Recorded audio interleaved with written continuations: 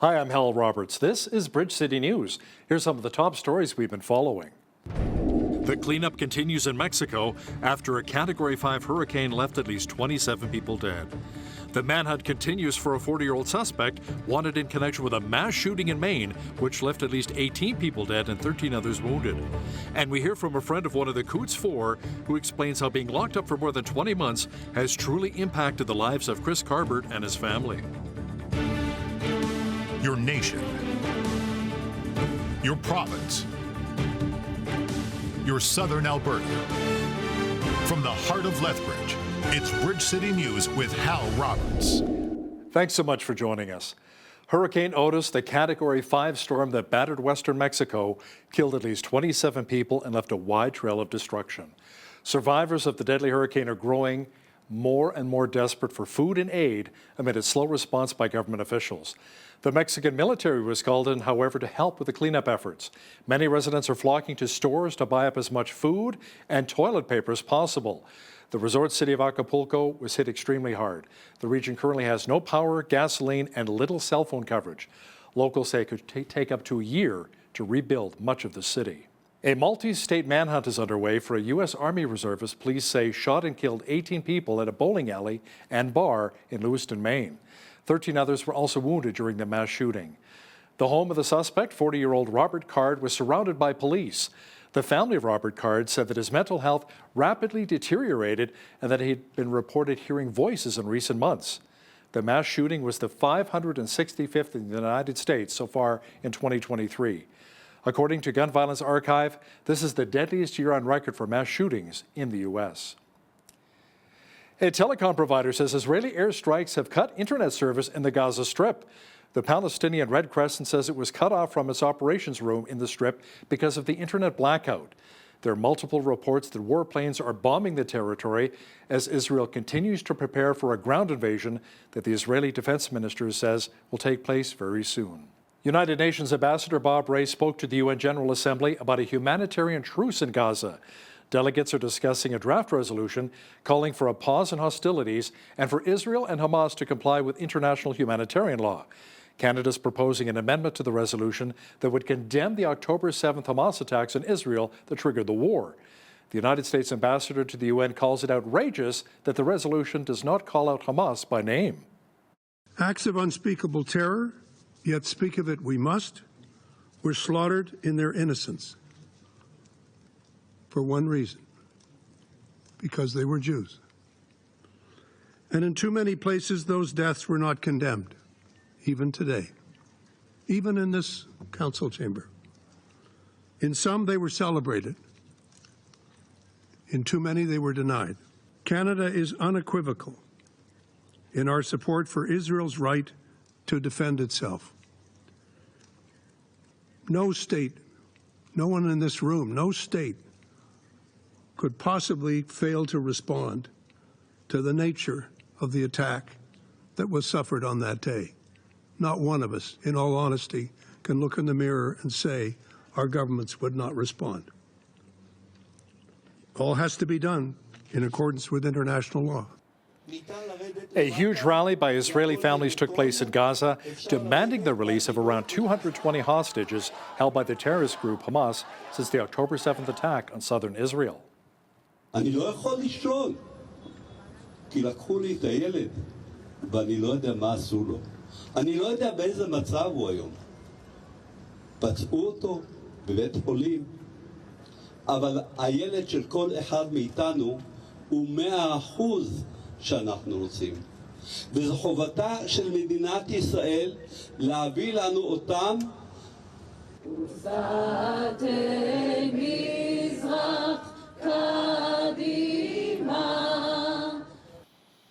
Wow. Well, we saw a little more of the white stuff again today and cooler temperatures across Lethbridge. Jeanette Roche is now with a quick peek at the forecast. Jeanette, fortunately, the mercury will be climbing this weekend, so we may want to load up on the windshield washer fluid. Yeah, it might not be a bad idea, Hal. However, keep in mind that temperatures are going to remain in the negatives until Sunday, and then it'll only be 1 degree. So we are still looking at unseasonably cold conditions, especially overnight here. We're looking at a low of -13 tonight into tomorrow, Saturday, a daytime high of only -1 with a mix of sun and cloud. And then after that, we're going to start getting into the pluses, and even more so as we move into midweek by next week. And I'll be back later in the show to give you that 7-day forecast. Great. Thanks so much, Jeanette. Chris Carbert, who is one of the Coots Four, has had his bail hearing adjourned until November the 8th. Carbert, Anthony Oleanic, Jerry Moore, and Christopher Lysak have been in jail for more than 20 months. They were arrested during the Coots border blockade and faced various charges, including conspiracy to commit murder of RCMP officers. Now, to chat about Chris Carbert's case in more detail is a family friend, Marco Van Hugenbos, who's also a Fort Macleod Town Councillor, and he's been following the trial quite closely. Marco, you believe Chris Carbert should have received bail a long time ago? Why is that? We have a situation where the accused is looking to go for bail based on the initial accusations of terrorism, extremism, allegations of conspiracy to murder RCMP officers, connections to Diagolon being the initial base, the grounds for bail being initially denied. In the ITOs and in the disclosure that has been shared with the accused up to date, there is no connection to those initial grounds. So, Marco, how is Chris Carbert's family holding up so far? This is obviously an extreme struggle for these families, right? Chris Carbert has a son that he took care of as a single parent who has now had to move to BC to go live with his mom and far away from all of his other family. The financial burden is horrific, and it continues on. We have Chris's mental health. This man has lost a brother, a dad. He has lost 2 uncles and an aunt in the last year and a half. Wow. Thanks so much, Marco. That was Marco Van Hugenbos, Fort Macleod Town Councillor, who himself faces charges in connection with the Coots border blockade from 2022, with charges of mischief over $5,000. A former British Columbia drug dealer was sentenced to 14 months in jail for manslaughter in the overdose death of 14-year-old Carson Cremeni. BC Supreme Court heard that other youth posted video of the boy's distress on social media before he died. Cremeni's father, Aaron, and his grandfather, Daryl, say they hope the case offers lessons for other young people. The crime he committed was a horrific crime. It was a vicious and evil crime. And he's been free up until now. And now he goes away for 18 months and is free again. It seems very insignificant for the crime that he committed. They killed him for entertainment. They did. They killed him to film him for social media. They thought it was funny.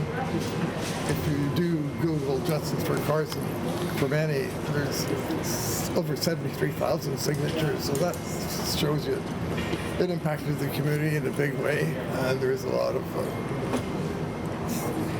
thoughts. There's been support from the community. The RCMP has shown us a lot of support through all this. Prime Minister Justin Trudeau announced that his government will double the top-up to the carbon price rebate for rural Canadians. He's also introducing a temporary 3-year pause to carbon pricing measures that are applied to deliveries of heating oil. A pilot project launching in Atlantic Canada also aims to make it easier for people to switch to electric heat pumps. We've heard clearly from Atlantic Canadians through our amazing Atlantic MPs that since the federal pollution price came into force this summer, replacing provincial systems, certain features of that pollution price needed to be adjusted to work for everyone. Specifically, as Cody said, many people in Atlantic Canada and in rural communities across the country rely on home heating oil. And to be blunt, the price signal on heating oil is not resulting in enough people being able to switch to electric heat pumps, despite people wanting to move to these cleaner home heating options. Well, as a government that is focused on evidence and data and outcomes and that is listening to Canadians, we heard you. We heard our Atlantic MPs and we heard Atlantic Canadians. Alberta's NDP leader says to apply a carbon price to only some regions and some fuels is simply unacceptable. Rachel Notley says she's bringing forth an emergency motion to call for any federal actions to be applied equitably across all Canadians, regardless of their location or home heating methods. And that's why we are bringing forward this motion to call on the federal government to offer up inflation relief on home heating costs equitably across the country. And I very much hope that the UCP government will take us up on this motion and that we can present a unified front from the province of Alberta to Ottawa. I think the significance of that will be compelling and persuasive. And so I'm offering an opportunity to our government to be heard in a different way on the national stage on something that is this fundamentally important. The Canadian Taxpayers Federation is also calling on the federal government to scrap the carbon tax on home heating fuels for Albertans. The Alberta director of the CTF, Chris Sims, says Albertans pay about $337 extra in carbon tax for home heating. Alberta Premier Daniel Smith says the Supreme Court of Canada's recent ruling on Ottawa's Bill C-69, which was deemed unconstitutional, was a big win for our province. The bill sought to regulate activities within provincial jurisdiction. Premier Smith says this is something Federal Environment Minister Stephen Guilbeault is going to have to learn to deal with. The federal government needs to read the case. They need to make sure that they're internalizing what it says, because it was a pretty harsh ruling. It essentially says they've been acting illegally for the last 4 years. They've been now operating outside the Constitution, which is the highest law in the land, and they have an expectation of cooperative federalism. That's the principle on which our country's built. And I can tell you that we will be invoking and waving around that Supreme Court judgment every time the federal government steps out of their lane. Make sure you catch the full exclusive one-on-one interview with Premier Daniel Smith and myself coming up after Business News. We discuss a host of hot-button issues you won't want to miss. Ottawa is bringing in new rules to try to protect international students from fraud. They're stemming from an investigation into a scheme that saw fake immigration agents issue phony acceptance letters to get international students to come to Canada. Starting by the end of the year, we're taking steps to prevent this type of fraud by introducing an enhanced system of actually verifying the letters of acceptance directly with post-secondary institutions for all overseas study permit applications.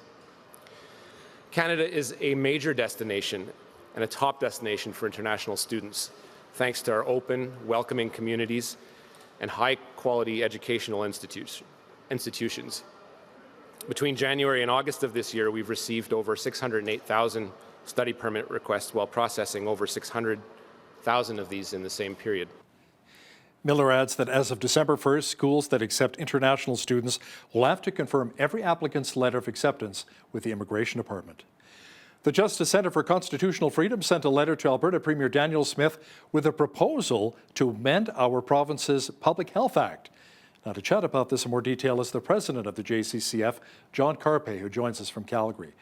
John, you say the amendments would empower MLAs to hold the Chief Medical Officer of Health to account for any laws or health orders that may violate our charter rights and freedoms? Well, what we saw with the last go-around was a chief medical officer behaving like a medieval monarch with absolute power and was not required to answer questions from the people's representatives, from the members of the Legislative Assembly, and was not required to do a proper cost-benefit analysis to actually monitor how much harms the lockdowns are doing to people's mental health, financial well-being, emotional health, physical health. There's no requirement that those harms of lockdowns be balanced against whatever benefits there might be. So what we need to do in Alberta, and I think every province, is change the Public Health Act to expressly require that the chief medical officer with her or his staff are producing monthly reports and actually monitoring the harms and benefits, if any, of lockdown measures. Now, you say your biggest concern right now is that the current Public Health Act, Alberta's Chief Medical Officer of Health, may have too much power. Can you explain? Has way too much power. And the Alberta Court of King's Bench has interpreted the Public Health Act as currently worded, that it gives absolute power to the chief medical officer. There cannot be serious input from elected representatives. So that effectively means there's zero accountability. And so, but the door is wide open for Danielle Smith and her government to change the legislation to provide for that transparency, that the government has to disclose to the public what is the actual scientific data that is being relied upon, and to have that ongoing measurement of costs and benefits to see whether the lockdowns are actually, how much good are they actually doing. Thanks so much for your time today, John. That was the president of the Justice Centre for Constitutional Freedoms, John Carpe, who joined us from Calgary. A man from Brockett, Alberta, has been convicted of second-degree murder. This stems from a stabbing death of a 16-year-old boy 3 years ago. Madam Justice Johanna Price says she didn't buy Dustin Big Bull's self-defense reasoning. She said Big Bull's actions were, quote, unreasonable and disproportionate to any threat he may have felt from the younger and smaller Tregan Crow Eagle when the two approached each other with knives in hand on July 22nd of 2020. The matter is scheduled to return to court on January 8th of next year to set a date for a sentencing hearing. Lethbridge Police are hosting their very first ever Trunk or Treat event coming up this Halloween, taking place just off of the boat launch at Nicola Sharon Park and in the parking lot at the Logan Boulet Arena. Police vehicles will be decorated and officers will be handing out candy to trick-or-treaters starting at 5 o'clock.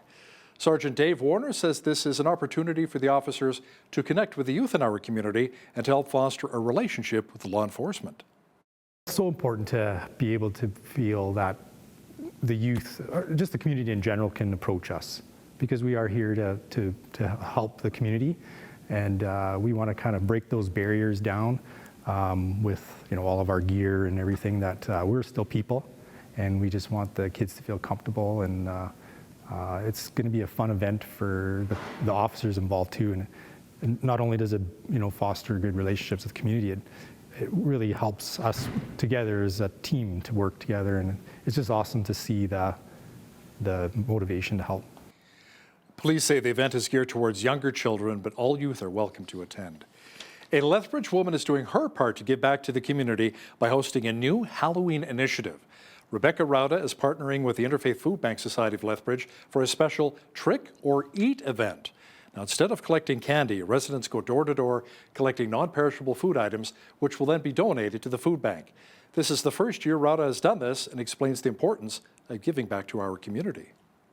It's been a hard year for everyone, and inflation is up, and we're going into the winter and Christmas season where there's generally a little bit more need in our communities. And so I thought Thanksgiving normally gets a lot of hype. Christmas normally gets a lot of hype, but why not do Halloween? People are already going door to door asking for things. So it just seemed like a good connection point for those two things. So yeah, it's something fun and that everyone can be involved in. I know as an adult, I kind of miss my trick-or-treating days, and this is kind of a fun way that you can still participate and dress up and go door to door and ask for things. So, and has a good cause. What a great initiative. By the way, if you'd like to sign up or you want more information, you can email trickoreatlethbridge@gmail.com. Well, it was good to see the sunshine again earlier today. We had a few flurries as well, but fortunately the mercury will be climbing this weekend and into next week, warming things up just a little bit here in southwestern Alberta. A full look at the forecast, including the long-range outlook, is on deck.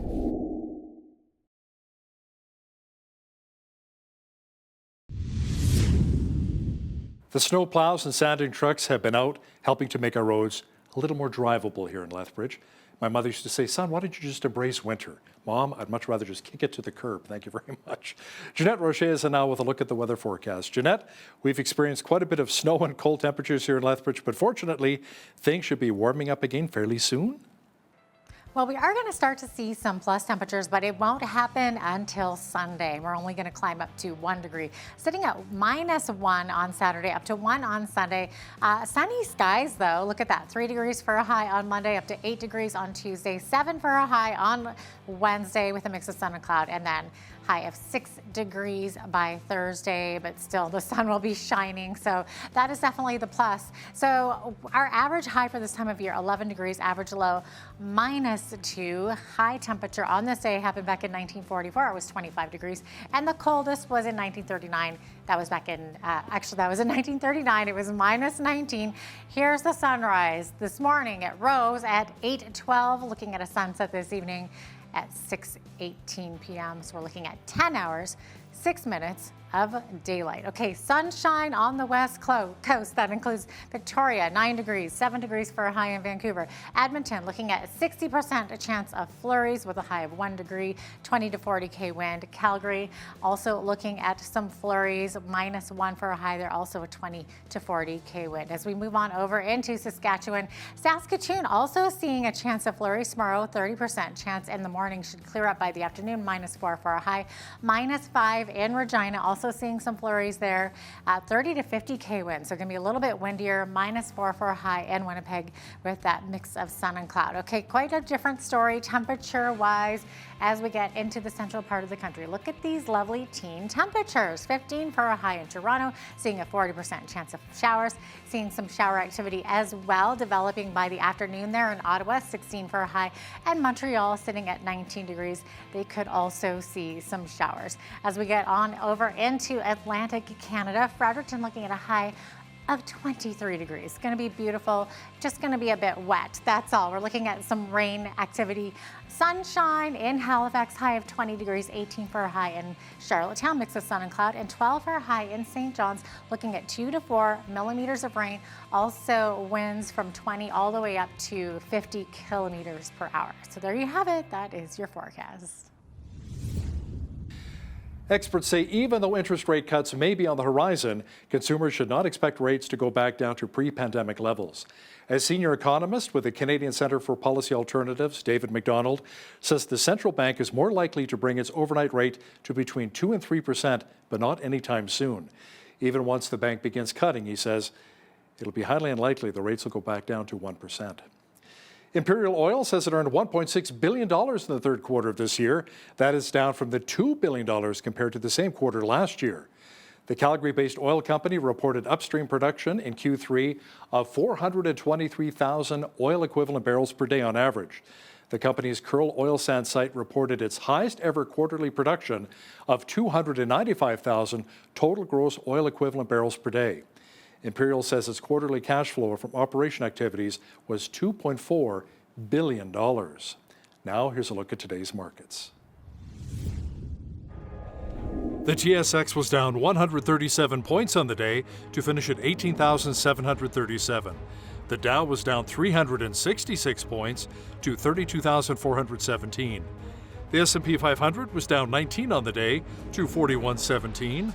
And the Nasdaq was up 225 points to 12,643. West Texas Intermediate Oil was up $1.95 to 85.16 US per barrel. Natural gas was down 5 cents to 3.16 US. Gold was up $21.65 on the day to $2,006.37 US an ounce, and silver was up 32 cents to 23.12 US an ounce. Feed wheat is at $9.53 per bushel. Barley's at $7.45, canola's at $15.69, and corn is at $8.59 per bushel. Live cattle were up $2.30 to $184. Feeder cattle were up 40 cents to $236.90, and lean hogs December contract was up $1.85 to $70.48. The Canadian dollar was up slightly over the past 24 hours to 72.10 US.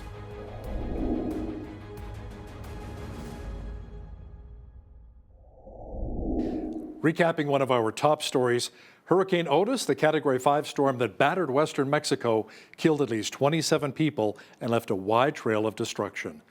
Survivors of the deadly hurricane are growing more desperate for food and aid amid a slow response from government officials. One of the areas hardest hit was the resort city of Acapulco. There's a very cool place here in southeastern Alberta called the Esplanade Arts and Heritage Centre. It's located in Medicine Hat. Coming up, BCN's Jeanette Rocher is going to chat with the facility's director and curator to see what they have to offer. Listen, when you see news happening in your community, be sure to send us an email at info@bridgecitynews.ca. And if you missed any of today's local stories, Visit our website, bridgecitynews.ca.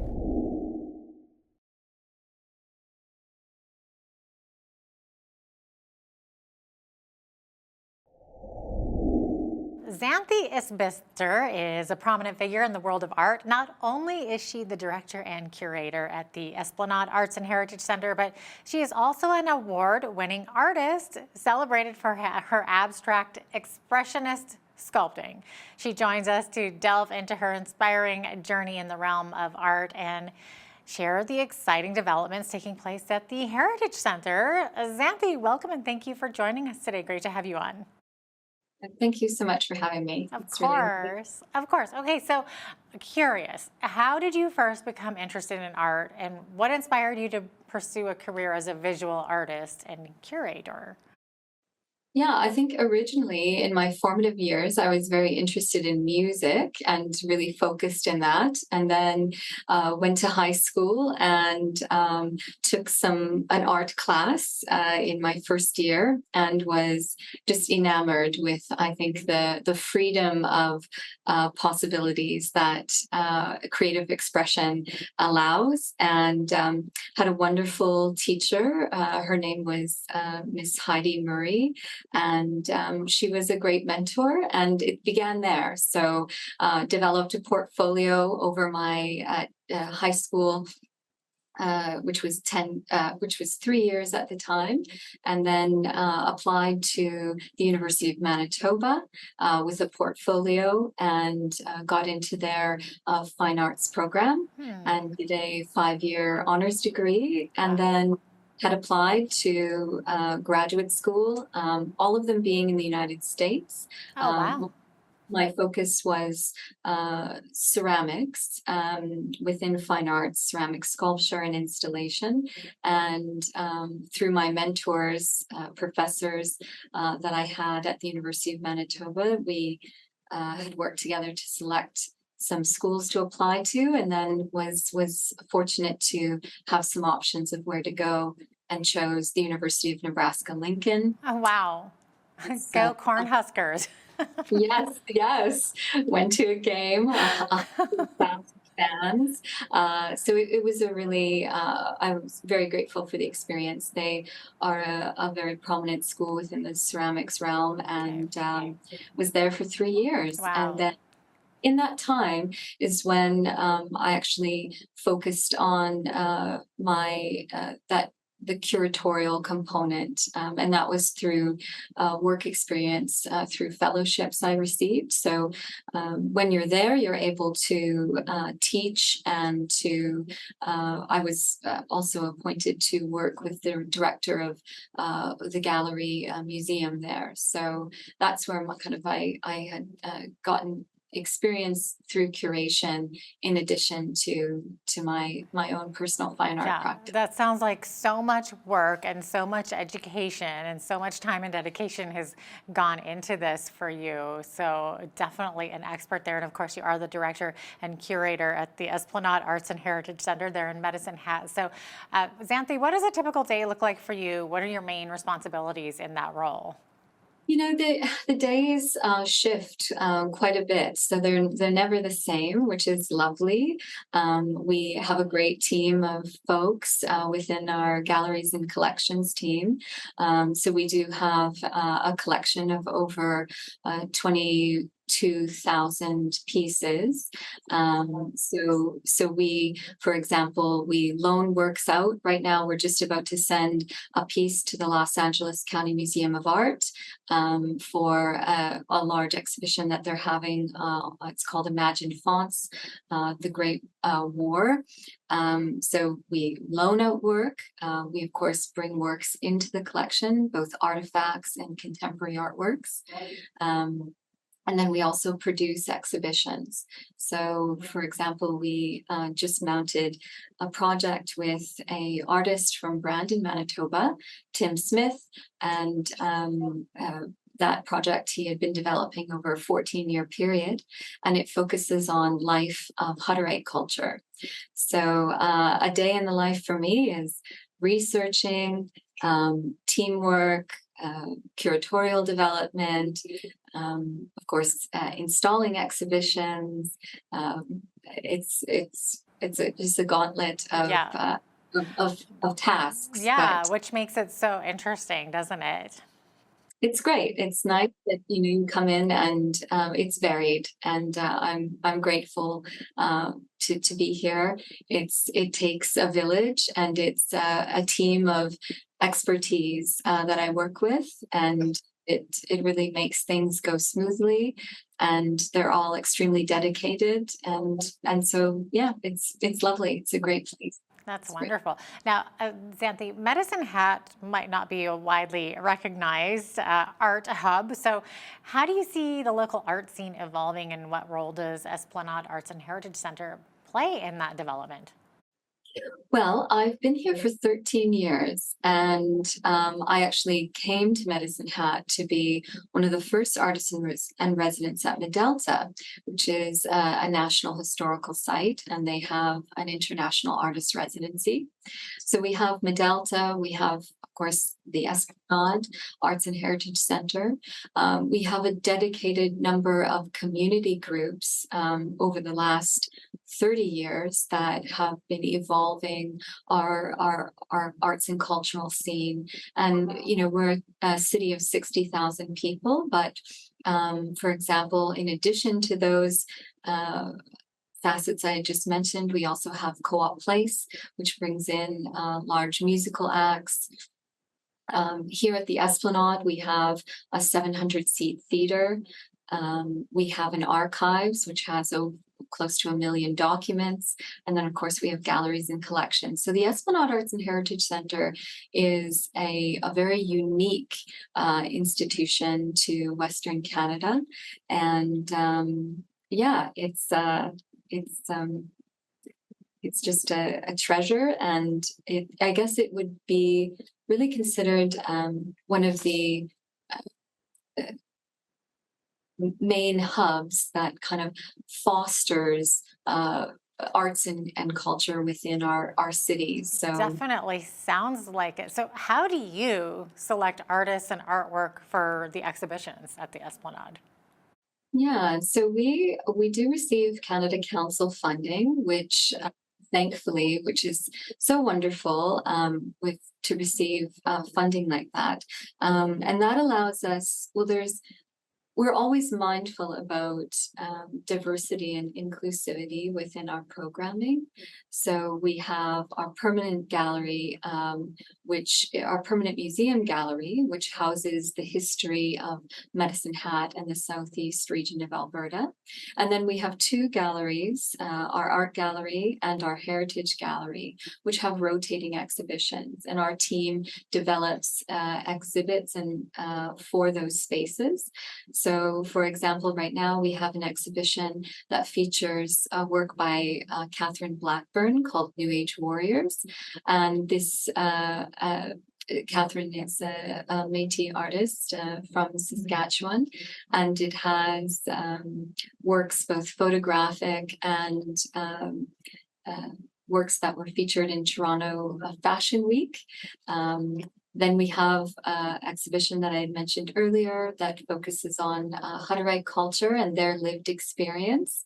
And we're mindful about balancing the content, the artists, if they're emerging, established, or masters, also within the content itself. So really trying to provide for our community a diverse breadth of lived experience within what we present. Mm-hmm. Yeah. It definitely sounds like that. Are there any specific artists or art movements that have significantly influenced your own artistic work or or your approach to it? For my curatorial approach, we present of course, local, regional, and national artists. We really try to balance that. For example, Jean Humphrey is currently on display in our main and second floor lobby spaces. And Jean is 88 years old. She has had an amazing life. She has exhibited, she's self-taught, and her work is quite remarkable. And we worked with her over the year to develop the kind of mini retrospective to honor her and the work that she's made over the last 50 years of her life. And I would say that really what it comes down to is when you have studio visits with artists and you interact with them, of course, everyone's lived experience is so diverse, and artists have an amazing ability to show vulnerability within their creative expression. And so what we are is a vehicle or a place where that vulnerability is manifested. And the concepts range, and of course the mediums and the range quite significantly. For example, we also had this past December a project called The Infinite Cave, which featured 160 digital screens of over 500,000 mined YouTube videos, which provided kind of this global scope of the human lived experience. And that is so cool. Yeah. That's really neat. So from that a massive digital exhibition to then, paintings by Jean, it's quite varied. It's kind of all over the place. I love that. So yeah, because you mentioned digital, I was going to ask you, how do you think that digital age now and technology, that the technological age that we're living in right now, how has that influenced contemporary art and the way that it's curated and exhibited? And you just gave us a great example there. Yes, yeah, it's definitely like there's festivals, there's that are solely dedicated to digital media, and I think it's just another vehicle. It's an ever evolving world in how people are going to express themselves. So it's just another realm that artists are exploring. It can definitely one of the things that I think is challenging with presenting digital media is being able to keep up with the purchase of the technology. So, that's something that we're really mindful of. Of course, we want to be able to support an artist's vision and how that's manifested within our spaces. But it's really interesting. The Infinite Cave is a perfect example of that. That was a project that was 8 years in the making, and we came in working with the artist on year 5 at that. So yeah, it's just an ever-evolving world. So yeah, it sounds really, really interesting. I'd love to see that. So Xanthi, what advice do you have for aspiring visual artists and curators, especially for those living in smaller communities? Yeah, I think, it's a long road. So when people choose to become, being in this realm of self-expression in whatever that may be, if it's through music or dance or visual arts, it's a long road, and you have to be you have to persevere. You have to persevere through, rejection. You can mount an exhibition and 10 people will love it and 10 people may not. So there's a lot of perseverance that is required to be resilient through that. And I think, the artists that are most honest within their practice, that are really seeking to understand, what it is they're trying to put out in the world, and then to be mindful about how that's actually manifested is very important. On the business side of things, which is quite challenging, you do have to put quite a bit of effort into connecting within that realm of getting the work out there. So, we have submissions that come in daily to us. I have emails consistently on requests for studio visits, and of course there's only one of me, but we really try to be as generous as possible with making that happen, with connecting with the artists. We keep a database of everything that comes in so that it's considered for future programming. And then I think with the artists, it's a matter of going out and being connected. So going to different institutions, going to different artist-run centers, introducing yourself and talking about your work. And of course, there's social media. That's like an amazing platform to get yourself out in the world. So it's a multifaceted approach that needs to occur. But that sounds like really great advice for artists who are maybe trying to establish themselves in that world. It sounds like a kind of a hard world to break into, but great advice there, Xanthi. And it looks like we're out of time, but thanks so much for being on the program today. Appreciate having you on. Thanks so much. Thanks.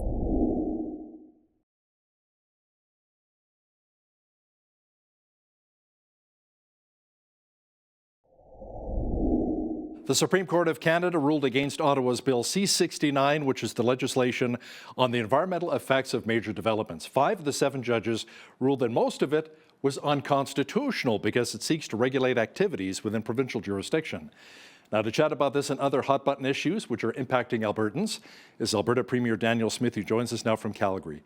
Premier Smith, welcome to Bridge City News. Thanks, Alan.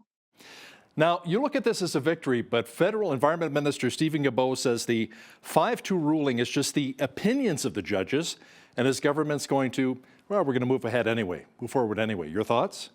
Well, they're wrong. I mean, the way the Supreme Court works is that you, as a province, put forward a reference case to your own Court of Appeal, which we did, and we won that, and then it goes on to the Supreme Court, and we won that as well.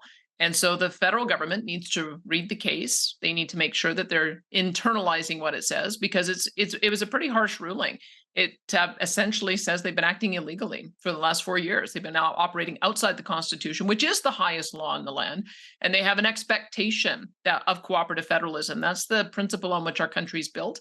And I can tell you that we will be invoking and waving around that Supreme Court judgment every time the federal government steps out of their lane. So what will this really mean for Alberta's energy sector?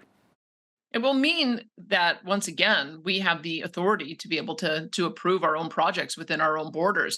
The federal government has a very limited role in being able to do environmental assessments. The court said that if it's a federal project, it has to be on federal land, federally funded, or international. Anything that is within the borders of Alberta, so our oil sands projects, our SAGD projects, if we're developing our generation projects, transmission lines within our province, pipelines within our province, highways within our province, all of those now are firmly within provincial jurisdiction, and we intend to tell the world that Alberta's open for business. A recent report from the University of Calgary School of Public Policy says that there really needs to be an inquiry into the actions of the Alberta Energy Regulator. Our province appears to still have a huge orphan well problem. How do you think this will be addressed? Well, I can tell you I've identified this problem going all the way back to 1997 when I was doing landowner advocacy, and I'm very concerned about it. I'm concerned that landowners will feel like if a company goes bankrupt and they have a bunch of inactive wells, that they're going to be left holding the bag for that. We have a number of projects that were built in even the 50s and the 60s that still haven't been cleaned up. So I've been advocating on this for a very long time. It's part of the reason why I commissioned David Yeager to do a review of our energy policy with the view to how do we accelerate some of this cleanup? How do we get to final reclamation certificates? How do we make sure that landowners get their land back? So we're in the process now of trying to figure out where the problems are at the Alberta Energy Regulator, and it's a little complicated because part of the approval process resides with the Ministry of Environment, part resides with the Ministry of Energy, part of it resides with the regulator. So we're going to have a report that gives us a clearer pathway to how we can make these decisions so that we give not only certainties to the landowners, but also certainty to the companies that when they go through the process of reclamation, it's going to be final and they'll be able to move on to other projects. I think we owe it to everybody to get that process clarified. Yeah, collaborative effort. Now, your government is spending around $8 million on the ad campaign called Tell the Feds. This is apparently fighting back against the Liberals' clean energy regulations, and you're warning that many people may be in the dark this winter? Well, I can tell you in Alberta, we might be the early warning sign, because for years we would go and only have maybe one critical alert in a season or one every couple of years. We've had 8 level 3 alerts in the last year. And that means that our power grid is close to failure, to the point where they actually shed people off the grid so that they can maintain the stability. We've seen this in other countries. We've seen it in Germany, we've seen it in Texas, and I can tell you we simply can't put up with it happening here. And part of the reason is that the federal government created so much uncertainty around investing. One of the reasons is the act that was just declared unconstitutional, but it's also the pronouncements that they're making on trying to achieve unrealistic, now unconstitutional targets way too early. The Federal Environment Minister, Stephen Guilbeault, has talked about a net zero power grid by 2035. And I can tell you, it's simply not possible in this province. 90% of our electricity comes from natural gas. We already made the substantial multi-billion-dollar investment of phasing off coal 7 years early. And we need to make sure that we don't have any more stranded assets. We also need to make sure that we are keeping up with the growth in population. We're expecting that our demand for electricity is going to double between now and 2050. And we need to bring on secure supply of baseload power to make sure that the grid doesn't fail. So that's my objective. And I think we now have the constitutional authority to proceed with that. Simply cannot let Albertans be in danger of having an unreliable grid, an unaffordable grid. And we wanted to make sure that the rest of the country understood just how dire it was for us. You know, you talk about power outages. I remember living in Southern Ontario in Ajax and Hamilton. We used to have rolling brownouts all the time. Just be prepared. You're not going to have any power for like 2 to 3 days. It was incredible. The opposition NDP here in the province has said that our relationship with Ottawa really needs to get better and not so combative, so that the two governments can work better together. Now, how can you really have a healthy working relationship with the Trudeau Liberals while also standing up for Albertans, Premier Smith? Well, I have to tell you, like, the NDP allowed for the Constitution to be violated with Bill C-48, Bill C-69, and they did nothing about it. It took us getting into office to fight back against it, and thank heavens we did. Otherwise, we'd still have this unconstitutional act that would be governing our affairs. So I don't think the NDP has any credibility. And my view is I have engaged in cooperative federalism from the very first phone call that I had with Justin Trudeau. I told him I wanted to work with him on carbon neutrality targets by 2050. I told him we were going to create an emissions reduction plan. We did. We released that in April. I asked him if he would work with us at a joint table so that we could come to some agreement about what the milestones should be along the way. And my DMs are in Ottawa as we speak, meeting with them to try to come to those agreements. We had a great relationship during the fires. They were very helpful in making sure that First Nations communities had the evacuation support that they needed, the rebuilding support that they needed. They assisted us with the Canadian Armed Forces fighting. And we also signed a $24 billion healthcare deal that will confirm that we're upholding the principles of the Canada Health Act. So yes, we can work collaboratively. The federal government has to stop picking fights with us. That's the key. If they stop picking fights with us, then we won't have to fight back. We can engage in a spirit of cooperation, but we need a willing partner at the table. And they, on certain issues, have not been a willing or very collaborative partner.